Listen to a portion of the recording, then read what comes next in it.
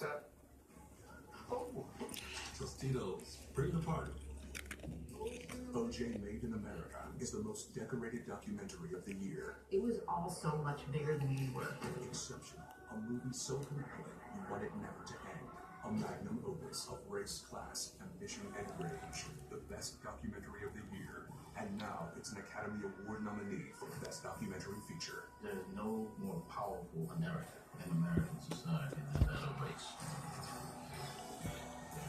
OJ Made in America. In that neighborhood, it was almost impossible to get what we could afford. So I set up alerts to say, if anything in this area ever comes below a certain price point, it just popped up one day. I was like, oh god, we have to go through. It's a really wonderful neighborhood. And then to add on to that, how wonderful the house is.